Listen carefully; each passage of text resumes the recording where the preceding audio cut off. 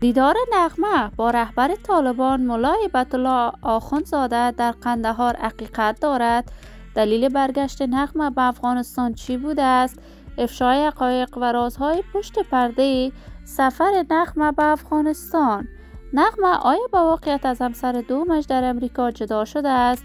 من در این ویدیو پیرامون حقایق همین ماجرا خواهم پرداخت. پس در ادامه با کانال دنیا اینفو باشید.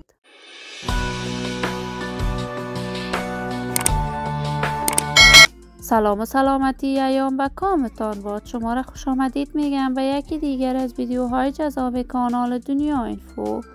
برای دوست شدن با این کانال علامت سابسکرایب را فشار دهید تا از ویدیوهای دیگر کانال دنیا اینفو هم آگاه شوید. نغمه یا شاپیره یکی از هنرمندان بی‌بدیل در هنر موسیقی افغانستان بوده است. نام و شهرت نغمه در میان هنرمندان سابقه دار افغانستان تا کنون می درخشد. نغمه علاقمندان و طرفداران صدایش در سرتاسر افغانستان، خارج از افغانستان، حتی مردم پاکستان بیشمار می باشد. نغمه کارهای هنریش را از سن نوجوانی در رادیو تلویزیون ملی افغانستان آغاز کرد. هرچند نغمه در آن سال در تلویزیون ملی افغانستان حیث کارمند اجرای وظیفه می کرد و یکی از منصبداران در نظام پیشین در افغانستان بود. با منگل ازدواج کرد. آهنگ‌های دوگانه بیشمار سرودند که تاکنون آهنگ‌های نغمه با منگل جاودان بوده است. طرفداران و علاقمندان خاص خودش را دارد. نغمه در سال 2006 از منگل جدا شد و با پسری یکی از رهبران مجاهدین ازبق افغانستان ازدواج کرد.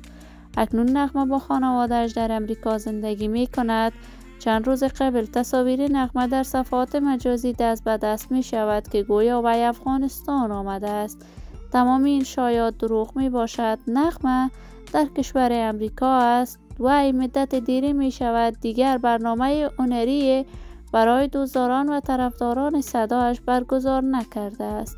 من آرزوی موفقیت، صحتمندی و سعادت برای این بانوی هنرمند از بارگاه عزت الله عزال تمنا دارم.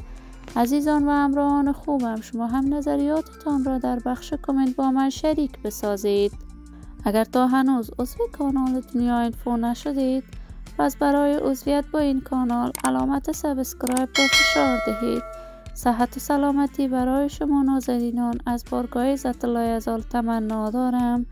تا درودی دیگر همه شما عزیزان را بر لای منان سپرده موفق و کامگار باشید.